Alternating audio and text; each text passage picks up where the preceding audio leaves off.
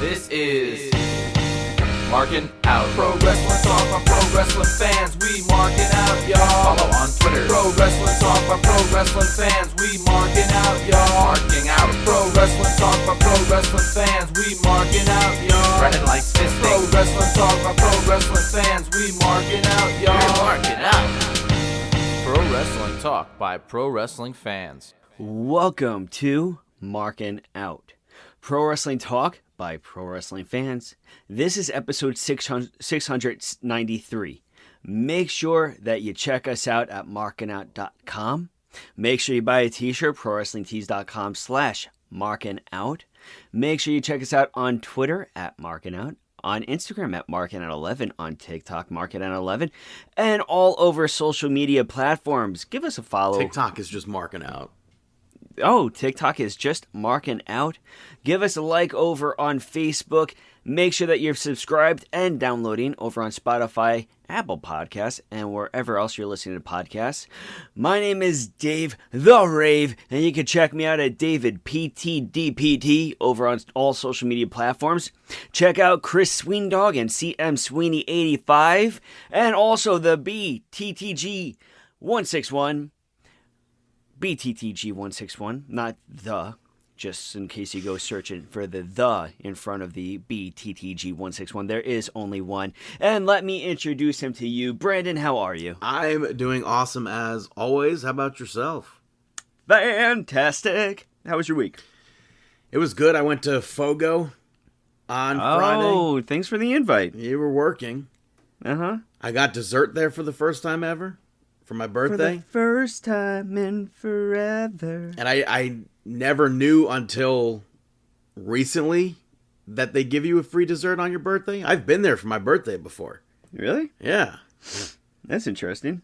And I think that's pretty incredible for a place that's that expensive to give you free dessert. You don't expect that. Mm-hmm. But especially when you're getting $25 off already for your birthday. Yeah. So I think that's pretty cool. I got the lava cake, and then the dude hooked it up and gave a bruleed cheesecake, which was really good as well. Huh. That sounds pretty good. So I thought that was pretty good. And honestly, my experience there, it started out pretty gross. Not gross. Pretty bad. Mm-hmm.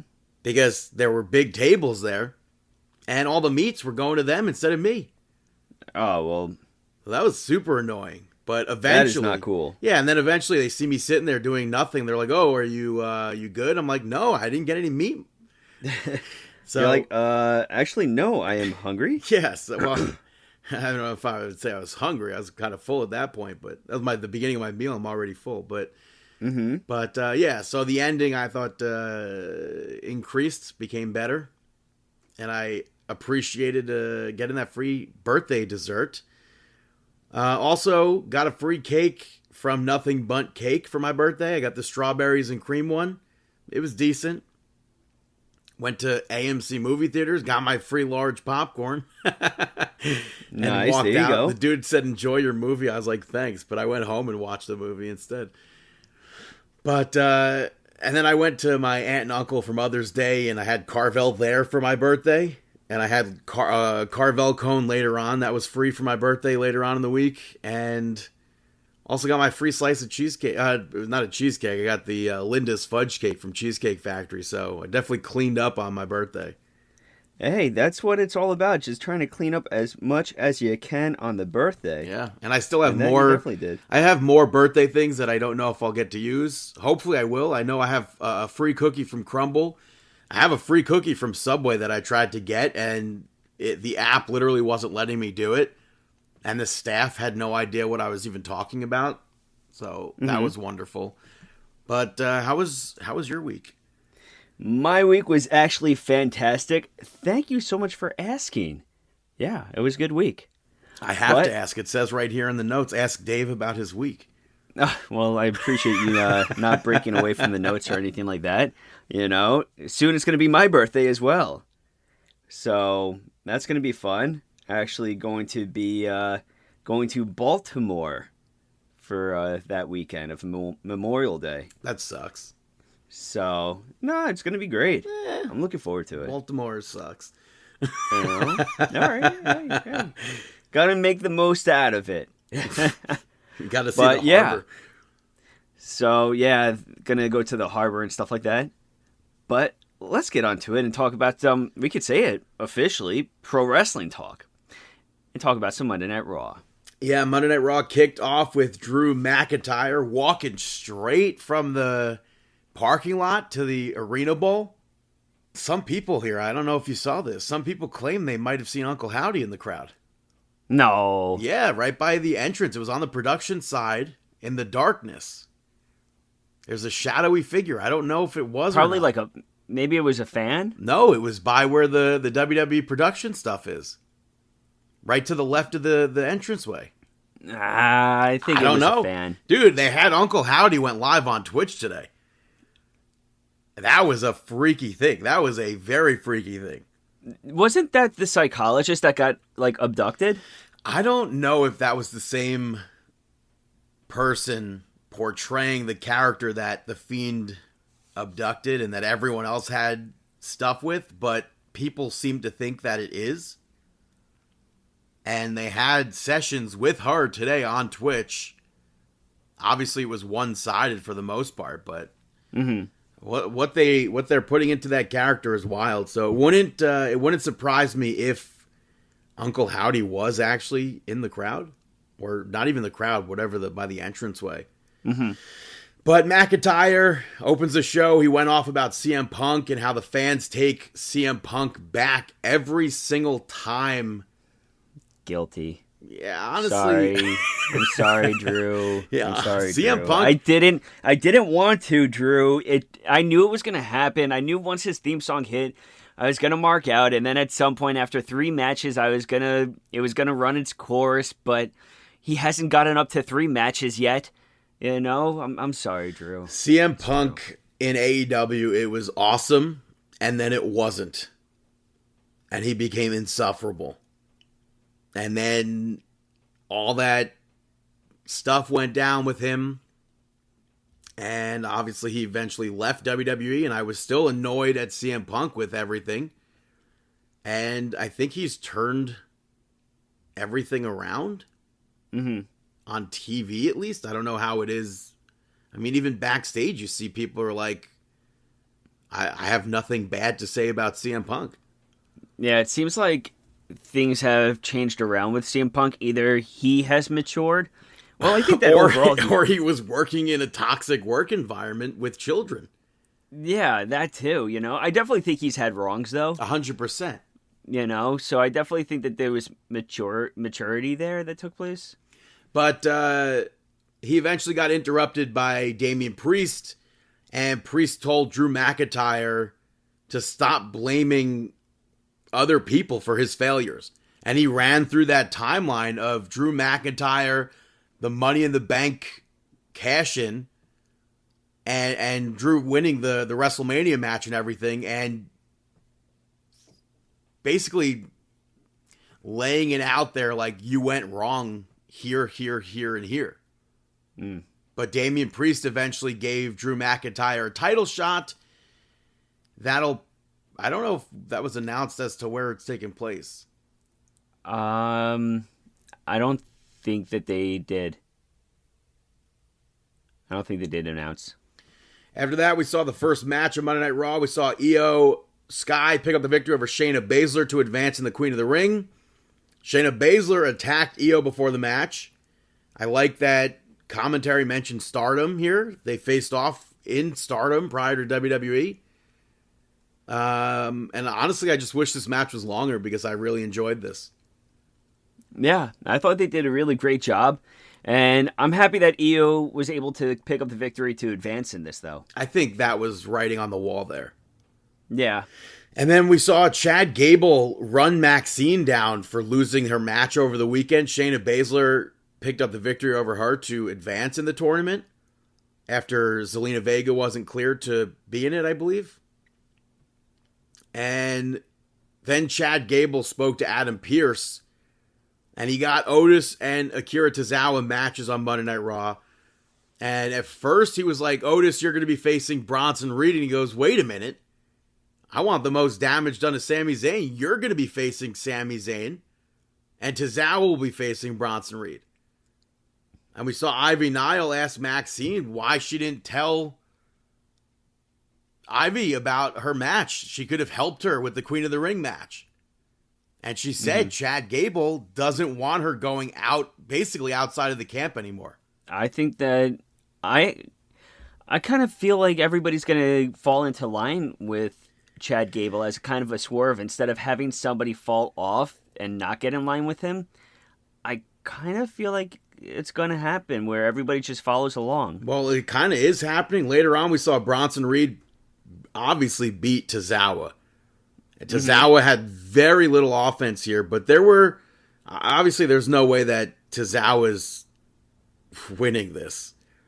No, and not at all. Chad Gable obviously pissed off at Akira Tozawa for losing. And then even later on, Sami Zayn picked up the victory over Otis. And Gable told Otis, no leg shaking, no worm, no caterpillar. I want you to be a serious person in this match. He wants as much damage to Sami Zayn done as possible. Mm-hmm. And then during the match, Otis doesn't listen to Chad Gable. And Chad Gable ends up yelling at him for doing all those antics. Not a good move. Sami Zayn attacks Chad Gable when he was berating Otis. He ducked out before the haluva kick, and then Otis helped Chad Gable up, and Chad Gable slapped the hell out of Otis. Oh, that was a brutal slap right across the face. Yeah. That was a heavy, heavy slap right across the face, and you saw the crowd really get behind Otis, and Otis did nothing. He just took it and walked away. Which is why he didn't walk away. He followed. Will probably lead to them falling in line. Yeah. So next up, you had Gunther pick up the victory over Kofi Kingston to advance in the tournament. Lillian Garcia co-announced this match. Oh, yes. That was pretty cool. Yeah. And Kofi Kingston attacked Gunther before the match. But as far as the actual match goes, fantastic. And I kind of feel like Gunther maybe should have been disqualified for not listening to the referee. But the referee let the match continue when he wasn't getting back in the ring at that point. I think he was he had Kofi Kingston locked in a crab on the commentary table. Yeah. But this match, this is how I wish Brock Lesnar versus Kofi Kingston went when Kofi lost the WWE Championship. You had to bring it up. Well, instead of, 8 seconds or whatever? Yeah. That was a terrible match. That was awful. Yeah. Especially considering how much it could have been done. Yeah. Look at this match. This was a fantastic blueprint for any sort of match like that. Mm-hmm. Gunther in the end hits that powerbomb, locked Kofi Kingston in the Boston Crab, picks up the victory. And then later on, Karrion Kross met up with Kofi Kingston. And he said there's always time to turn things around. Including the beat. Big mystery there. Yeah. After that, Lyra Valkyria picked up the victory over Zoe Stark to advance in the Queen of the Ring. I'm very, very, very furious right now with Zoe Stark. Why? Not the actual person, but I'm playing my faction in WWE 2K24 because you get these cards and rewards for it. And for the life of me, I can't beat this match. What's the stipulation or anything? 5 minutes to beat her, and you have to do all these moves and stuff, and I can't do it. It's infuriating. I think the My Faction, the way the game works inside My Faction versus Exhibition, completely different. Mm-hmm. And it's so annoying. But as far as this match goes, Lyra Valkyria had a segment earlier on with Liv Morgan, and Becky Lynch ended up punching Liv Morgan. That was a very weird punch. Not to jump ahead, it kind of reminded me of what Hook did on Dynamite this week. I didn't know how to describe that punch. It was like a I didn't bop. know how to take that punch. It was like a bop. That's what it was. It was weird. Yeah, I'm just happy that she didn't oversell it. Yeah, no. I wasn't a fan of that moment. I thought it was going to be like one of those knockout punches, but exactly. It was definitely not like it was. Yeah, it was just like you said, it was like a bop. Yeah, it was and that weird. was it. Yeah, it was definitely weird, especially because it knocked her to the ground. Yeah, but I thought this was a good showcase match for Zoe Stark. I would say she probably had more offense in this than Lyra Valkyria did. Yeah. But I still have to assume that we're going to see Lyra beat Io next week.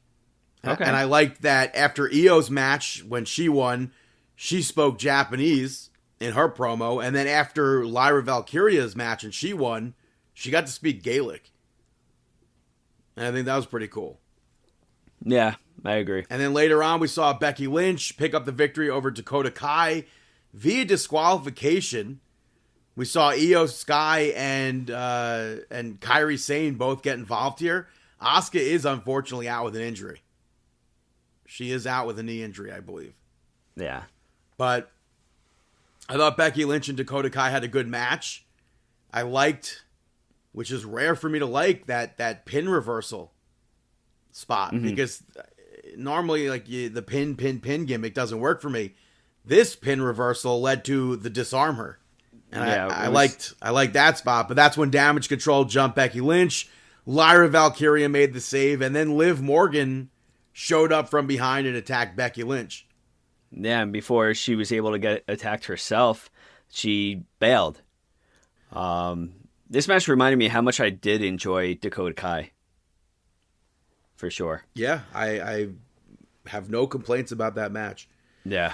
Next up, you had the Judgment Day. Finn Balor and JD McDonough pick up the victory over the Creeds, Authors of Pain, and New Catch Republic to become the number one contenders.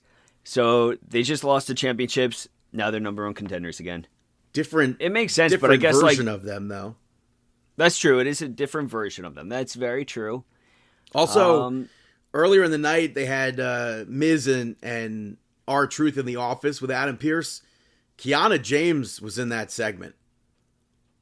And I guess she'll be working with Adam Pearce now. And to me, that seems like creative has nothing for her, which is something I spoke about a few weeks ago with the draft is if you're calling people up from NXT, have something for them.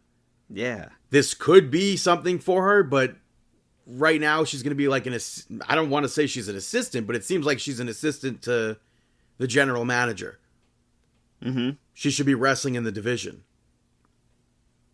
Yeah. I can understand that. But this match was pretty fun. It was chaotic. Carlito. A lot happening. What? A lot happening in this match. Yeah, Carlito got involved and took Pete Dunne out to help JD McDonough. Yeah, with the back cracker right on that commentating table. Now, who does that hurt more? I'm going to say Carlito. I'm going to say Carlito. Yeah, I don't see how that would hurt Pete Dunne more. But if you would have asked me who won this match before this match took place, I swear I would have thought any team except for the Judgment Day. Really? Why? I just didn't expect for Finn Balor and McDonough to get this victory. But Carlito's been trying to change Damian Priest's mind about letting him join the group. Damian Priest liked what Carlito did. So maybe we will see Carlito join the Judgment Day. It's very possible. I mean, it's very unpredictable right now what could happen with that. It's definitely very unpredictable. But something that was, I guess, unpredictable too, some would say, would be the main event. Jey Uso picking up the victory over Ilya Dragunov to advance in the King of the Ring tournament. I thought this match was fantastic. Yeah, and beforehand you had Dragunov have a stare down with Gunther. And it was like, I don't even think words were spoken. It was just like that look where you know the next time they fight, that match is going to absolutely slap. Yeah, it was just a stare down. And I thought this was a very well done main event. Twitter obviously did not think so. Twitter's over Jey Uso for some reason. Why? He's too popular now, it seems. Oh, Jey Uso only has 5 moves. It sucks. Blah, blah, blah. Like, That's pro wrestling. John Cena, one of the most over guys. Yeah. 5 moves. He added a 6th move to poke fun of that. But earlier on in the match, or early on in the match, I should say, Dragunov missed an H-bomb on the commentary table. And then Jey Uso ends up spearing him over the commentary table. And somewhere in that match, Jey Uso ends up ripping his ear. Or something like that, because he was bleeding. I didn't know if he ripped it or... Yeah, I don't know. But Dragunov ends up hitting the H-bomb. Jey Uso follows that up with a spear. And an Uso splash to pick up the victory. And it's like, will Ilya Dragunov advance in the King of the Ring to then go on to face Gunther in the semifinals?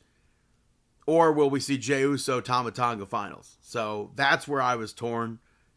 I think it's obvious. I think it's... Is it, though? Yeah, 100%. How not? I guess, yeah. I guess it's obvious. I really want Dragunov versus Gunther. Yeah, but at some point, we don't. though. Obviously, we don't even need that yet. No, we definitely don't need it. I mean, I think that the tease of it taking place is good enough for now. It happened again after the match. Gunther came out to give a quick stare down to Dragunov and then got into the ring to stare Jey down.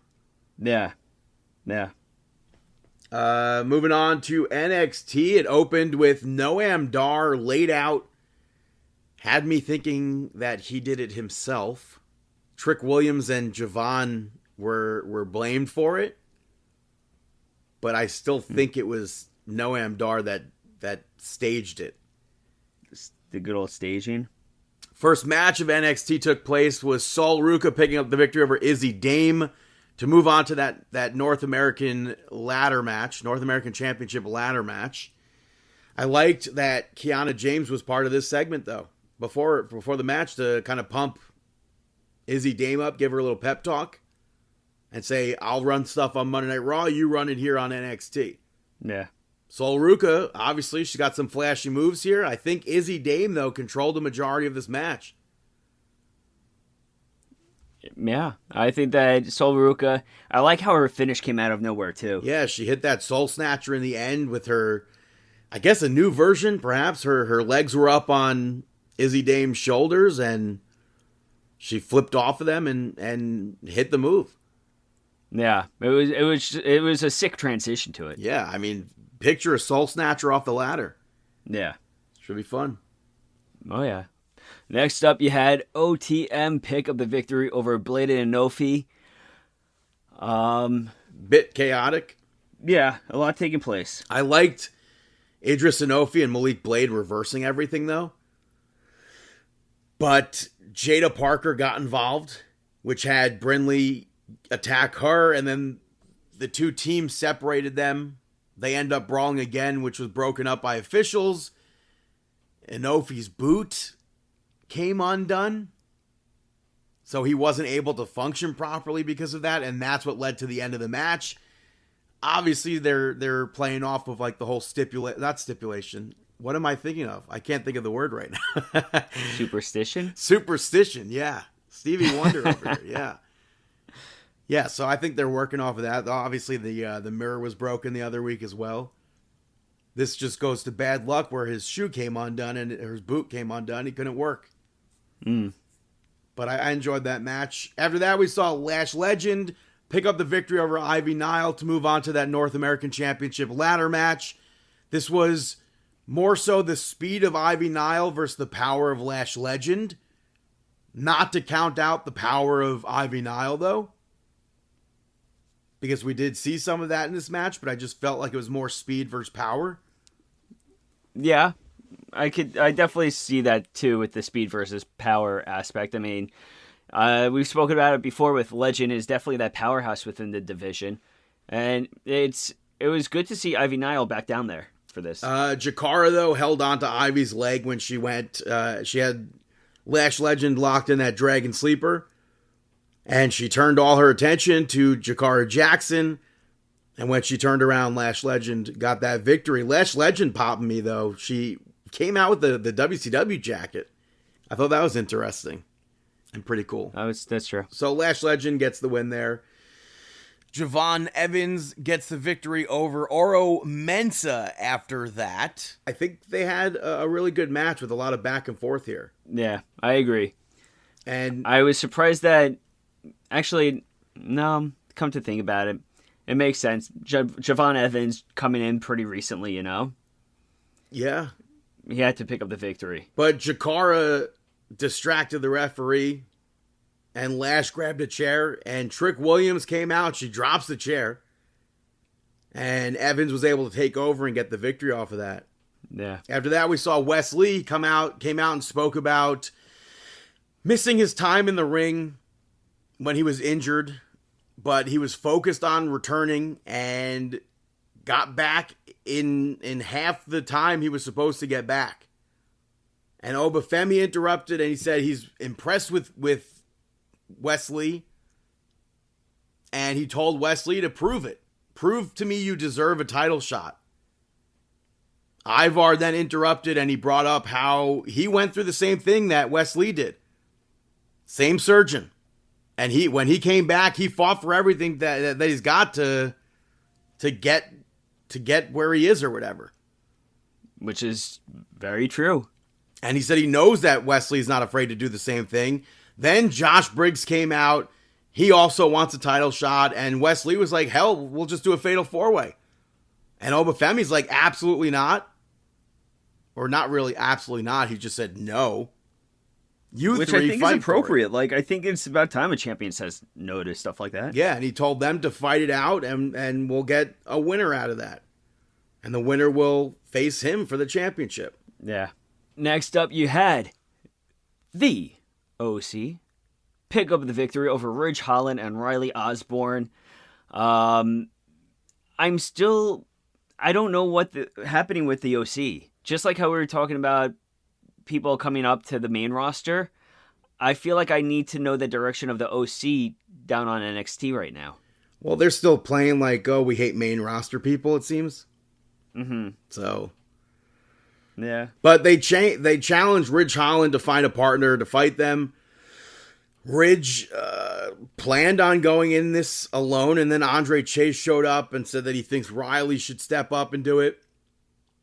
So I enjoyed seeing the big man moves from Gallows and Ridge in this match. But in the end, we saw Osborne accidentally dropkick Ridge Holland, which allowed for Carl Anderson to roll Ridge up and get that victory. Kind of surprising that we didn't see Ridge snap, but he's turned over this leaf. Later on, he even accepted the apology from Chase U and Riley. And it seems like he's really trying to prove himself to them. Yeah. Earlier in the night, we saw Shayna Baszler get interviewed, and Carmen Petrovich ended up attacking Lola Vice. Natalya attacked Shayna Baszler.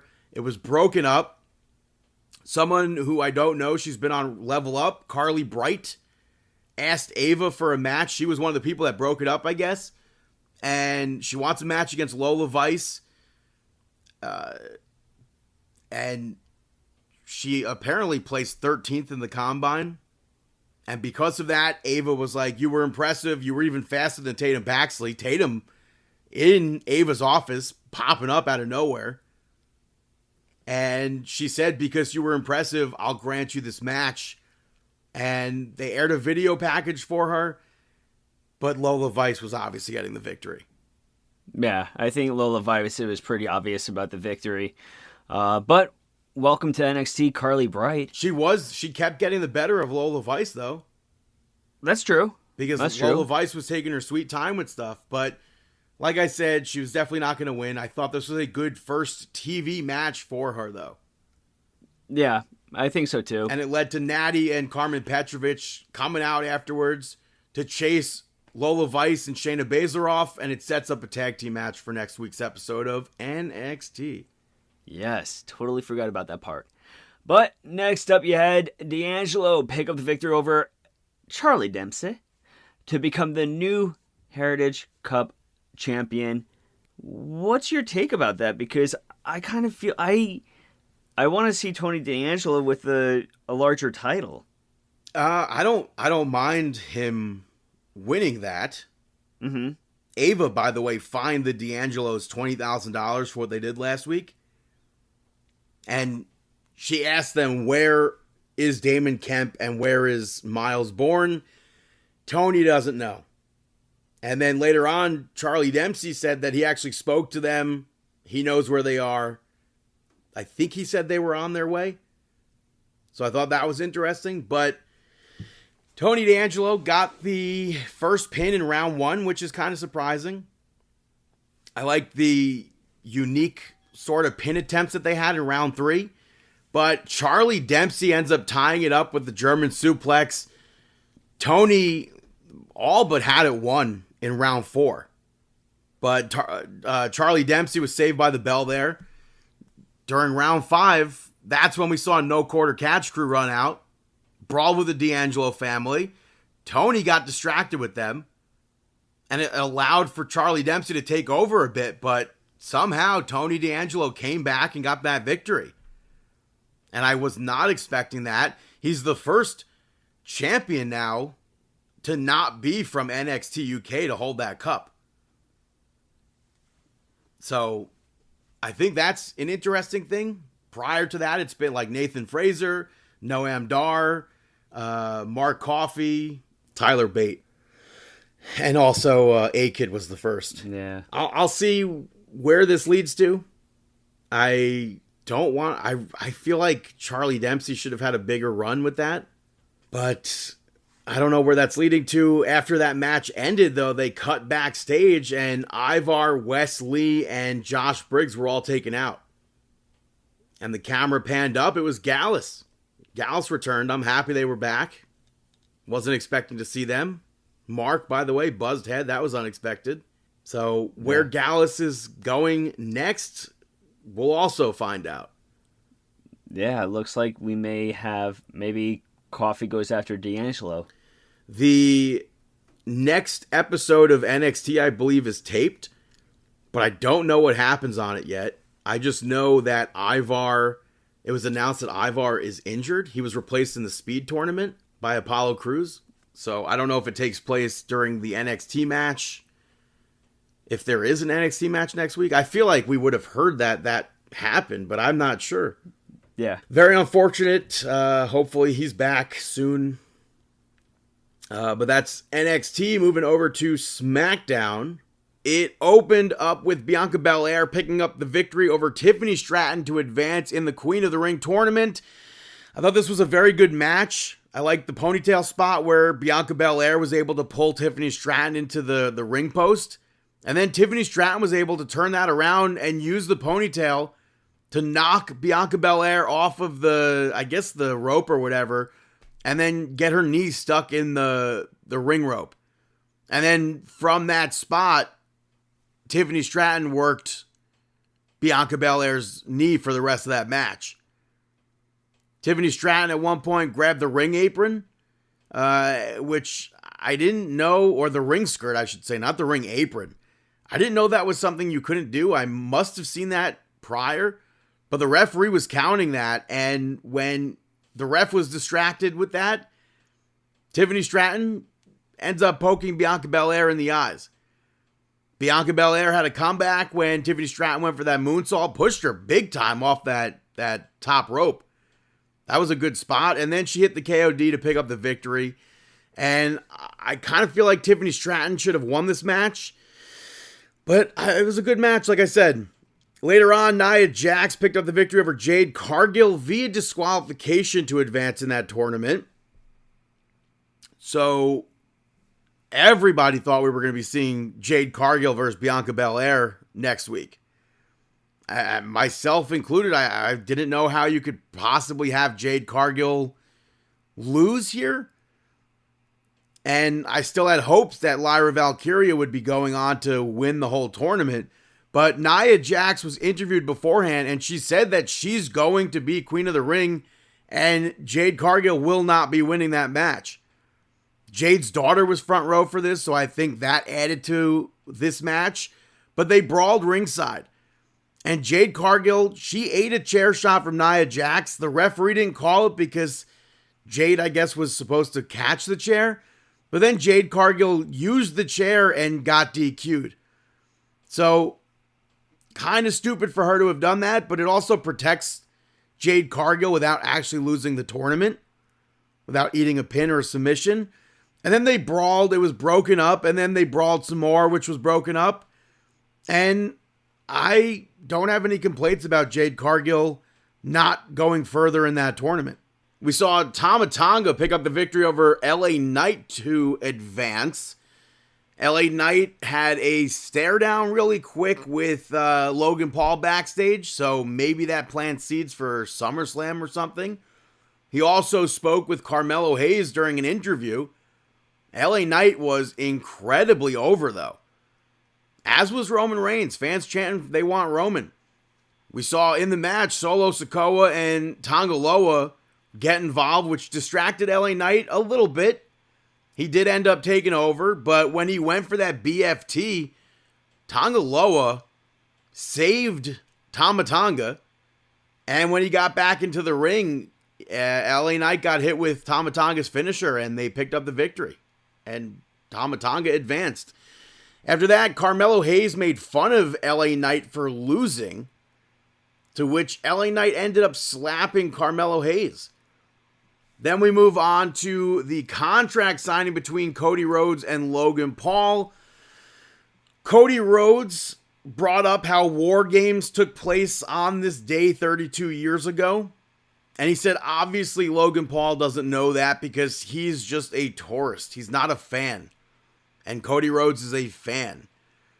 And then Logan Paul ripped up the contract that was presented to him and had his lawyer or whatever pull out their own contract because Logan Paul said he agreed to face Cody Rhodes for the WWE Championship. He did not agree to have that US Championship on the line. So thankfully, it's not a title versus title match like the very confusing segment that took place last week led us to believe. But Logan Paul signs the contract. Cody Rhodes signs the contract. And Logan tried to take a cheap shot. After Cody Rhodes signed it, Cody ducked it, clotheslined Logan Paul out of the ring. And then Cody put one of those people that were with Logan Paul through the table. So I thought that was a very entertaining segment. I think it's kind of refreshing that even if we have that table spot, it's not somebody who was in the match who went through the table. And then after that, we saw DIY pick up the victory over Legado del Fantasma. A-Town Down Under did commentary. And I think they added a lot to this match. I like the mention of the way. Obviously, there's history between Austin Theory and Johnny Gargano. There's a lot of history between Johnny Gargano and Grayson Waller. I think DIY was an obvious team to win this.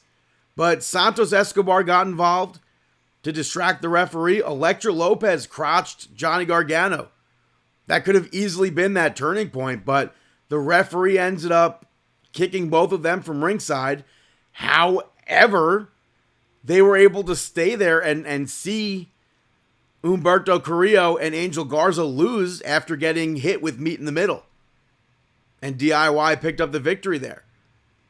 After that, AJ Styles was interviewed backstage, and Byron Saxton basically said, where do you go from here? And AJ Styles is like lost. He said he lost to Cody Rhodes. He lost to Randy Orton in the King of the Ring tournament. Next week, he'll go to Nick Aldis and see where he goes from there. Maybe AJ Styles shouldn't have been so rude to the OC, perhaps. But next week, we'll see what happens with AJ Styles. They had a segment where Bayley was interviewed about the Queen of the Ring, and they were interrupted by Piper Niven and Chelsea Green. So Bayley basically said, we'll talk next week in the ring. So we'll see Piper, maybe, or Chelsea versus Bayley. So that should be cool. Main event saw Randy Orton pick up the victory over Carmelo Hayes to advance in the King of the Ring tournament. I really would have liked for Carmelo Hayes to have won this, but for storyline purposes, I think Randy Orton is obviously the right outcome. And I know it would have been really crazy for Carmelo Hayes to beat Randy Orton, but I think that would have been a great way to elevate his career. But now we'll see Randy Orton versus Tama Tonga next week.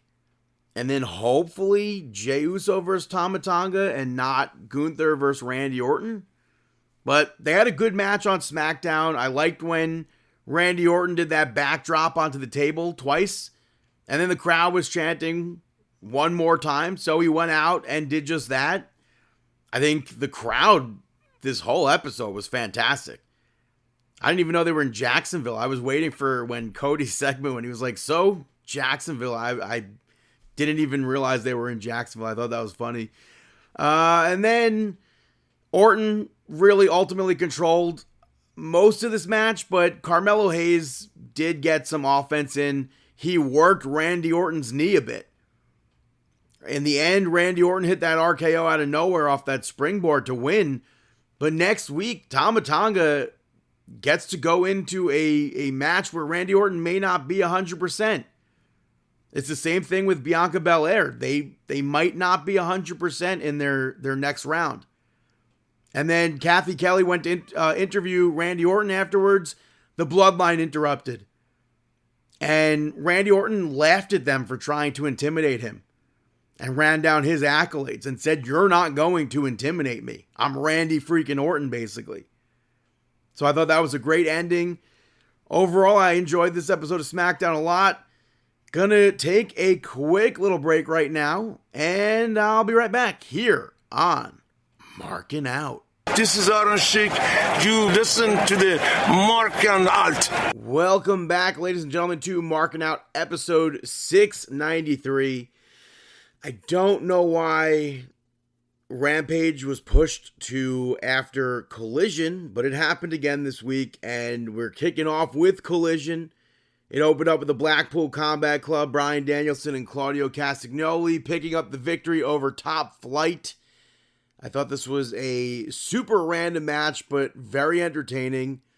I think my favorite part from this match were the elbows from Dante to Claudio. I thought that was a really entertaining part of the match. The sell from the uppercut, also from Darius, I thought was really nice as well. I think it would have been nice if the referee tried to gain some control in this match, but really the biggest thing from this was Claudio leaving Bryan Danielson afterwards when Bryan hyped up AEW. And kind of rightfully so. Why should Claudio trust Eddie Kingston at that point in time, at least? And why should he not be pissed off at Bryan Danielson, who almost lost his career again in the last Anarchy in the Arena match? Claudio seems to maybe be looking out for Bryan Danielson without actually speaking his mind on the subject. After that, Will Ospreay picked up the victory over Lee Moriarty. Roderick Strong was commentating for this. Shane Taylor got up on the apron, and he got hit by Will Ospreay. Didn't really affect Will. Shortly after that, Lee Moriarty gained control, but it didn't last long. And Ospreay obviously winning this match. He teased doing that Tiger Driver, but then he hit the Stormbreaker to win instead. And Shane Taylor attacked Will Ospreay afterwards. That sets up a match, I think, I want to say Collision. I thought it was going to be on Dynamite, but I think it might be on Collision or Rampage. Roderick Strong, though, has been really pushing for Will Ospreay to use that Tiger Driver again. Will had a good promo with Roderick Strong on Dynamite. I thought it was a strong promo from him. After that, the Mogul Embassy picked up the victory over Evan Rivers and those two doofy twins who rip people's content off and then post it as their own. But Brian Cage was asked about why he turned on Swerve last week, and he called Swerve and Prince Nana selfish. And he said that they left, and it was only when Swerve needed them that he contacted them. And then he puts over the Elite.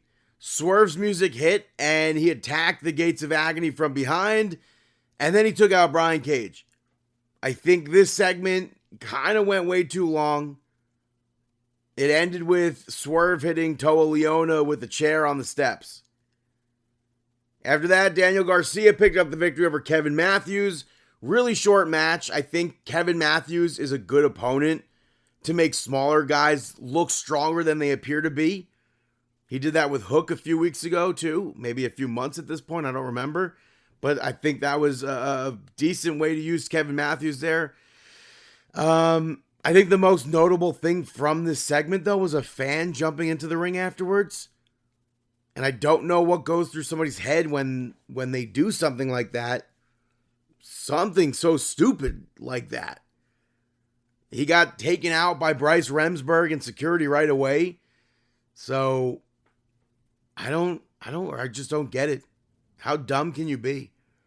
After that, Dax Harwood picked up the victory over Tommy Billington, the Dynamite Kid. Billington is the nephew of Dynamite Kid. I thought the match was decent. I just don't really get why this match took place. I don't get why Dax was doing a singles match. Because how does that hype up Double or Nothing? But on the other hand, maybe they did this because he was also going to be facing Okada on Dynamite? I'm not sure. After that, Thunder Rosa picked up the victory over Robin Renegade. I think Thunder Rosa should have had this match won a lot quicker than she did. Like, to me, Thunder Rosa should look like a beast going up against someone like Deonna Purrazzo. And that's not necessarily the case with this match. The main event of Collision saw Edge pick up the victory over Kyle O'Reilly to retain the TNT Championship, and the fans were eating this up before it even started, and it was a very entertaining match. I was very much so looking forward to this match, and I'm happy that it turned out to be this way. I liked when Edge went to spear Kyle O'Reilly off that rebound move, but it was reversed. He did eventually hit the spear and pick up the victory. But afterwards, something kind of seemed off with Edge. And it looked like we could have seen him attack Kyle O'Reilly like I thought we were going to. But he walked off. And then we found out on Rampage that Edge wants Malachi Black in a barbed wire steel cage match. Put a pin in that. And then we go to Rampage. We got Trent Beretta picking up the victory over Dalton Castle. Trent won via referee stoppage after he choked Dalton Castle out. And honestly, no offense to Dalton Castle, but for someone who has never won a match in AEW on TV and kind of has a jokey gimmick, this match was way too long. He shouldn't be having a match like that against someone like Trent, who you're trying to make look like a monster. Instead, to me, Trent looks weak. After that, we see a video for Roosh. He'll be returning next week. Brian Keith picked up the victory over JD Drake. The match, to me, was pointless. When it was announced that Keith had signed to AEW, I thought this was going to lead to a big push for him. He has one match on TV that he won. That was in February. So, it was a filler match. They're not doing anything with Brian Keith, unfortunately. After that, Deonna Purrazzo picked up the victory over Lady Frost. I thought this was a good match. I think it's always great to see Lady Frost. I'll always say that. I feel like she should be signed. The weirdest part of this match, though, was that ending being a spear from Deonna Purrazzo while Lady Frost was in the Tree of Woe. I feel like that came out of nowhere and really didn't fit the description of what I would expect a finisher from Deonna Purrazzo to be. But Thunder Rosa came out with a chair afterwards. Deonna Purrazzo left. Main event saw Pac pick up the victory over John Morrison. Taya Valkyrie got involved numerous times, and the referee just didn't do anything. The final time she was involved, John Morrison knocked her off the rope, the apron, by mistake. And then Pac tapped John Morrison out. And then Rampage ended with a promo from the Bullet Club Gold. And I don't think that was a strong finish at all. But that is AEW Rampage. Moving over to Dynamite. We saw the Blackpool Combat Club, Bryan Danielson and Jon Moxley pick up the victory over Kyle Fletcher and Jeff Cobb. Been a bit since we've seen Jeff Cobb. But Jon Moxley got beat down before the match. Bryan Danielson ran down to join in. Why they didn't come out together as a team is beyond me. I hate that the Blackpool Combat Club doesn't often do that. But I was pretty bored with this match. It was cool to see Jeff Cobb, but there was hardly anything to that. And then afterwards, when the Blackpool Combat Club won, Mox is up on the second rope celebrating. Takeshita takes on the energy of a fan who jumps in the ring. I literally thought a fan jumped into the ring again and attacked Jon Moxley in like the weirdest way. It was like he was going to hug Moxley. It was so bizarre. Claudio ends up running them off with a giant crowbar or some other tool that Taz didn't know the name of. I think it was a crowbar. Not a tool man, though. After that, Edge came out, and Buddy Matthews and Brody King attacked him during his entrance. Malachi Black showed up and took Edge's wedding ring. And then Kyle O'Reilly showed up to try and make the save. He eventually gets shut down, too, though. And then the House of Black hits Edge with Cerberus, with an inclusion of steel chairs on either side of Edge's head. And then, which I think this segment could have been a bit shorter, but that Cerberus spot was dope. I wish commentary mentioned it. We were told once before, I think, that the move was called Cerberus. But I thought that end segment was really good. End of the segment, I should say. And then later on, Malachi Black responded to Edge and accepted his challenge for that barbed wire steel cage. But he also added that stipulation where if he wins the match, Edge has to basically join House of Black. And I think that's on par with what I thought, I think it was last week, with Edge wanting to do more with the Judgment Day and take it more of the route of what House of Black has been doing. So I feel like we'll probably see Malachi Black become the TNT champion and then have Edge. I mean, I said it before when he was facing Kyle O'Reilly. It looked like something was off, and I expected Edge to snap there. And that didn't happen. I think it'll be cool to see Edge be the House of Black. The only thing I worry about with that is that it would maybe come off with him as the leader or looking like he's the leader, when I think it should very strongly be Malachi Black looking like the leader. But I'm all for Edge joining the group and doing more supernatural stuff. After that, the Young Bucks defeated Matt Sydal and Christopher Daniels. I forget if it was either Collision or Rampage, but Christopher Daniels absolutely smoked the Young Bucks in his backstage promo. I think the Young Bucks are so bad at acting, and they were so bad in that promo, which just showed off even more of how much Christopher Daniels cooked. Jack Perry sat on commentary for this match. I thought it was nice to see Matt Sydal. It was nice to see Christopher Daniels, but you knew they weren't winning. They weren't getting a tag team title shot. I don't even think Matt Sydal's won a match in months, maybe ever. I don't know. But the Young Bucks yelled at Christopher Daniels afterwards for speaking down to them and putting his hands on them. So they fired him with severance pay, 30 days, and then Jungle Jack poured a drink on Tony Schiavone. So where this is going to lead to with Christopher Daniels, who knows? After that, Hook picked up the victory over Sebastian Wolf. The main thing, though, was Hook calling Chris Jericho out afterwards. laying out a challenge for the FTW Championship right then and there. But Chris Jericho said no. He polled the crowd, said no. And then he set up a qualification match on Collision. We don't know who's in that yet. Obviously, it's going to be Hook.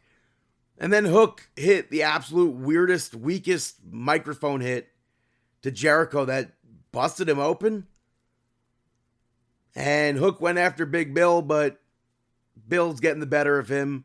Shibata made the save. And then later on, Shibata said he's not done with Jericho. He wants the title as well. And then Samoa Joe showed up. And I would be very interested in an actual like mentorship sort of thing with the two of them. Because Joe has done absolutely nothing since losing that championship. Just been floating around, literally doing nothing. So I think to have Joe and Hook together, I mean, you could have Shibata there as well. And have like the real learning tree. I think that would be pretty cool. After that, Swerve picked up the victory over Brian Cage. This was an eliminator match. I think in the month that Swerve has been champion, I feel like he's fallen so far. Because this reign to me doesn't feel like main event at all. The match I thought was fine, but it didn't feel like anyone in this was world champion. And we saw afterwards Swerve smack Brian Cage with a chair. And then Christian came out. Nick Wayne, probably a little late to low blow Swerve when he went to hit Cage's arm in the chairs. Cage then disappeared. I didn't see him roll out of the ring. I didn't see anything. Luchasaurus showed up. The two of them, him and Nick Wayne, beat down Swerve. Nick used a family photo of Swerve to get that job done. And I literally thought it was a DVD at first, but that's not the case. After that, we saw Toni Storm pick up the victory over Harley Cameron. Serena Deeb showed up during this and distracted Toni a little bit. It did give Harley Cameron the advantage, but obviously Toni Storm is winning this match. After that, Willow Nightingale and Mercedes Moné had their contract signing for Double or Nothing for that TBS championship. Willow spoke about the legacy of TBS and pro wrestling and how she represents that. And she said that she's not letting Mercedes take that title. And Mercedes brought up NXT TakeOver Brooklyn and how she changed the game forever when Willow was still training. And she also said there's a big difference between being great and being the greatest of all time. And it was very interesting to hear some fans booing Mercedes here. And we saw Willow taunt Mercedes for not walking out the last time that they fought. And Mercedes slapped her, which led to her getting hit with the doctor bomb. Boom, right through the table. And I think Willow was pretty solid in that segment. And the fans were very behind this segment. I still think, by the way, Sasha Banks versus Bayley should have been the main event of that TakeOver Brooklyn. And I still think that it was the best match of that decade. I said it, I don't know if it was last week or whatever. I would be very surprised if Willow Nightingale and Mercedes Moné main evented Double or Nothing, but I would be all for that. I think that would be pretty cool. Mercedes Moné, by the way, blames Willow for her injury. She was the one that did the move to Willow. She didn't have to jump off the apron to do that move. So that logic there doesn't make sense to me, but like I said, I'd be all for that to be a main event. The fans, it seemed like they were the most attentive during this segment than all the other segments. After that, though, the main event saw Okada pick up the victory over Dax Harwood to retain the championship. We found out earlier that Eddie Kingston is unfortunately injured. He got injured at the New Japan Pro Wrestling show over the weekend, so he's out of Anarchy in the Arena. Who's the fourth man? Maybe we'll find out at the end of the show. I thought the match was decent. Okada grabbed his championship, and when the referee was dealing with that, he ended up kicking the rope to low blow Dax, and then he hit the Rainmaker. Match is over. We see the Elite come out and beat Dax down, which led to Cash running down. It led to Bryan Danielson running down. And we found out who the fourth man on Team AEW is. It's Darby Allin. And I can't say that he doesn't make sense, but like, was he not just struck by a bus? Is he still not recovering from a broken foot? I think that's so crazy that he's going to be in this match.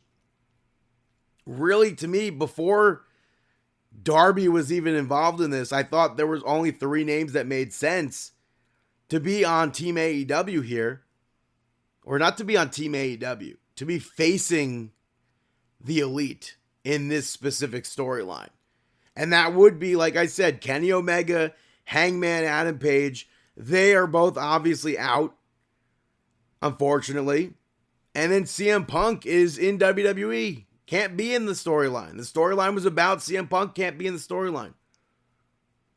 But then Darby shows up, and in my head, I'm like, yeah, that makes sense. The Young Bucks took, well, first of all, Darby Allin and Sting beat them. But Darby gave up that championship, the tag team titles. Still don't like that, but who are the tag team champions? The Young Bucks. So I'm interested in that addition. Still don't like Anarchy in the arena matches, but I think it makes sense. And Darby Allin is an absolute nut in the most positive way I could say. I don't know how else to phrase that, but that's AEW Dynamite. Hey, Brennan, got any shout outs? Why did the chicken cross the road to listen to Brandon's shout-outs? Waka waka. The first shout-out goes to the Iron Claw. Have you seen it yet? I have not seen it. It was very weird to see a Warner Brother Discovery ad, by the way, on SmackDown last week during Baron Corbin and Carmelo Hayes, given that Warner Brother Discovery works with AEW. Mm-hmm. But I watched it. It's streaming on Max now. I very much so enjoyed this movie. But there are a lot of things that were changed for this movie.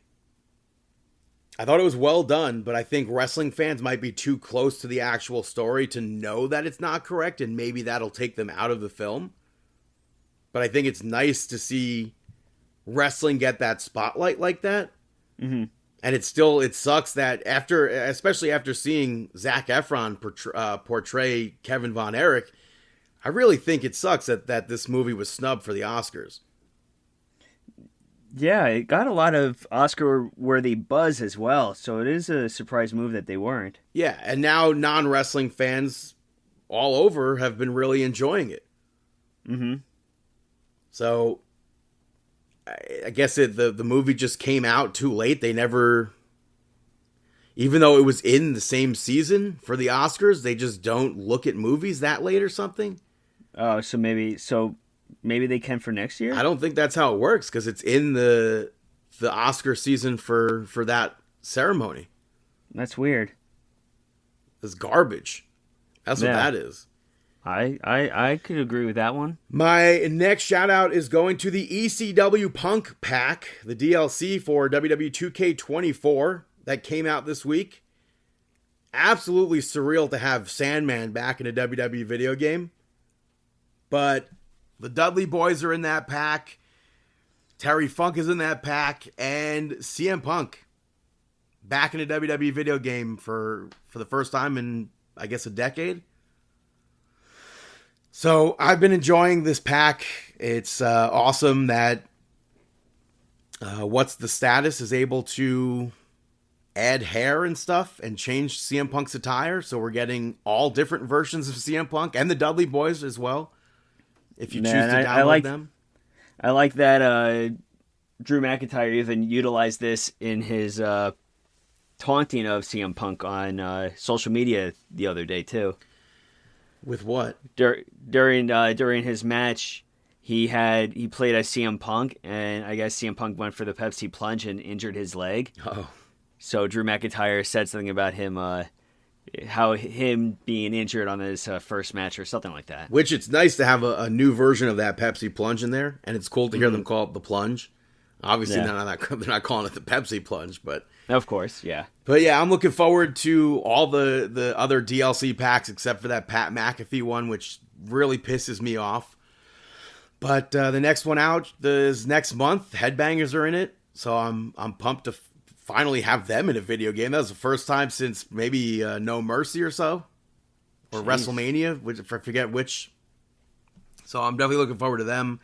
And like I said, this is a fun pack to have. Dudley Boys have an Avalanche 3D finisher that you could add to them, but you can't have that and the normal 3D at the same time. So I feel like tag teams should start having multiple finishers at this point, because we've had 2K has given us the option to have up to 5 finishers now for single competitors. So it seems like they can have an extra button to tag your teammate in and do another finisher. Yeah, that would be cool. And then the final shout out goes to The Tonight Show with Jimmy Fallon, because they just celebrated their 10-year anniversary this past week, even though the real anniversary is back in February. But they had a 2-hour special that aired, which was nice to see all the moments from the last decade. Some that I've forgotten about. Majority of them I haven't forgotten. But it's just crazy to see that it's already been 10 years. Because it doesn't feel like it was that long ago that even you and I went to late night with Jimmy Fallon. Jeez. Who did we even see on it? Did we see? I don't even know. Ty Burrell. I was going to say, so I didn't know if it was Ty Burrell, if I saw him with you, or if I saw him on Conan O'Brien. I don't know who you would have seen on Conan O'Brien. I can't even tell you. But we saw... And at the time, I didn't know about Modern Family, I don't think. Probably not. It was 2010. Rosario Dawson was a guest. Her birthday was last week, same as mine. Ty Burrell was a guest, and then Rory Scovel did stand-up. So, those are my shout-outs. I was honored to be part of that 10-year history that one time. But now it's time for our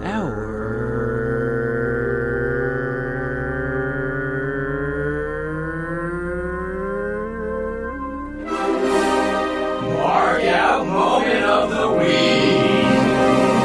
That is right, our Mark Out Moment of the Week. What do you got? For me, I marked for the stuff with Uncle Howdy taking over. I thought that was mark worthy. Also, I marked out for the return of Darby Allin. No. I'm still blown away with that. No. It makes sense, though. I was saying that earlier. It makes sense. Yeah. But happy belated birthday, Matt Cardona. Yeah. Yeah. What about you? Well, in that DLC pack for the ECW, they also added some weapons. So we now have doors, we have light tubes, and we have a barbed wire bat. So I think that's pretty cool that they added weapons. I just wish we had more weapon slots now, because the ones that they give right now, obviously if you're adding weapons, not enough slots. Yeah, I wish that they had Sandman enter through the crowd. Yeah, I guess that's a choice that they just couldn't do. I thought maybe if you played in a normal arena that would happen, because I know like when you have the Shield, if they played in a smaller arena, they would come out normal, but if you played in a big arena, they would come out from the crowd. Yeah. But that doesn't seem to be the case. But it's pretty cool that when Sandman makes his entrance, he bashes himself over the face with the beer can and he bleeds. So that's cool. And it's also cool. I don't know if anybody, they might have had this for like Triple H or someone. But when you go under the ring for a weapon with Sandman, he automatically goes for A cane? A Singapore cane, yeah, a kendo stick. When you go for a weapon with one of the Dudley boys, they automatically go for a table. I don't know if it's the case. I have to assume maybe Zelina Vega goes with the chancla. Maybe Triple H goes with the sledgehammer. Maybe Terry Funk goes with the barbed wire baseball bat. I mean, they used to do that in No Mercy, I think. Right, where they had like those weapons assigned to them. Yeah. You can't necessarily assign weapons to created characters or anything, but I think that's pretty cool. Yeah. That would be a cool ability to be able to assign, though. Yeah. And I think for me, honestly, my next goal for 2K25 is to keep this roster and then to have other additions like the BWO, I think would be cool. Sabu would be dope, where if like you could set up the chairs and have Sabu do like the jumping moves that he does. I would put Tajiri. Tajiri would be dope, which also, by the way, really annoying because Asuka has blue mist. The only mist right now in the game is blue. So I really wish they would allow you to choose what color mist, because we've had red, we've had green. I wish they would bring that feature back to, or just have the feature that we're able to choose the mist color. I would also really enjoy it if New Jack was added to the game. I wish they were adding other ECW arenas, other WCW arenas. So they have a lot they can do with 2K25. I don't see them doing any of it. I'm still hoping for like a Samoan Dynasty sort of thing with Peter Maivia. I want Rosie. I want Samu. I want the Wild Samoans. I want Captain Lou Albano. It's not right. And with the Rock and Charge, there's no reason. There's no reason why they shouldn't. Mm-hmm. It's like with all the coaches in NXT, there's no reason why Albert's not in the game. There's no reason why Norman Smiley's not in the game. There's no reason why Adam Pearce shouldn't be playable, etc., etc. Steve Corino, that'd be amazing. I'll take Joseph Park. Why isn't Tyson Kidd in the video games? Yeah. So true. Those are the mark out moments of the week. Thank you so much for checking out episode 693. You can go ahead and give us a follow at Markin Out on Twitter, Markin Out 11 on Instagram, Markin Out 11 on YouTube as well, Facebook.com/Markin Out, ProWrestlingTees.com/Markin Out, at Markin Out on TikTok, at BTTG161 on Instagram and Twitter. Chris Sweendog, CM Sweeney 85 is Twitter, Instagram. David PTDPT on all platforms. Check us out. Like I said, it's already on YouTube. You can listen on markinout.com, Apple Podcasts, Amazon Podcasts, Spotify Podcasts, and we wish you the